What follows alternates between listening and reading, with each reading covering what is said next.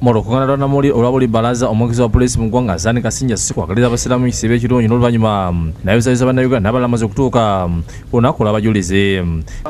3 omwezi ogw'omukaaga 2017 lwe olunaku lw'abajulizi ate ne baganda baffe abasiraamu tubayozaayoza olw'ekisiibo Ramadhan Karim.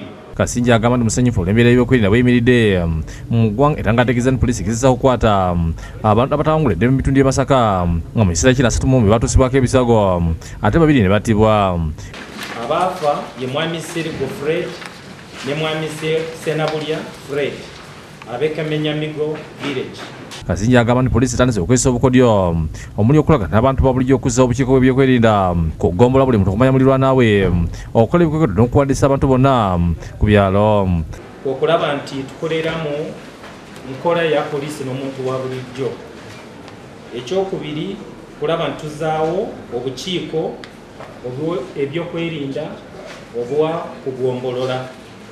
Ekyokusatu okulaba nti buli omu alumirirwa ebifa ku maka ga munne neighborhood watch.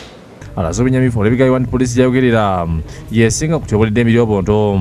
Tutandise kampiini oba kaweefube ow'okulaba nti embeera eno tugijjawo tugimalirawo ddala era tulina okulaba nti tuddayo ku mulamwa ogwa constitution yaffe ya Uganda yateekawo poliisi ey'okulaba nti etuprotectinga protectinzi naye n'okulaba nti naffe twenyigira mu bikolwa by'okulaba nti eddembe ly'obuntu teririnyirirwa.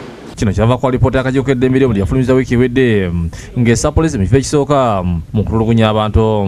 Ku ky'okutulugunya kw'emyawe Kamengi bya Mukama Godfrey Kasinja ategeeza nti abasirikale abaakwatibwa ASP Mulamira, Patrick ASP Tumuhaire Fred, Kopolo Mahabibo ne PC Odeke Beni bavunaanidde emisango era nga baasindikibwa luzira.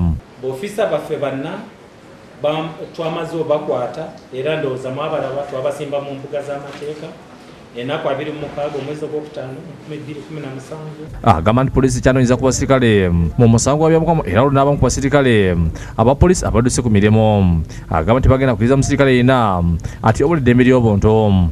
Twagala okugenda mu maaso nga tukwata ab'ofiisa baffe abenyigira mu bikolwa ebyokutulugunya abantu. Ku bikujjuko by'okuzza olunaku lw'abajulizi Namugongo ebyokuba okulw'omukaaga Kasinja ategeezezza nti poliisi egenda kukwata abaana abato bonna beenalaba e Namugongo tebaliiko bantu bakulu.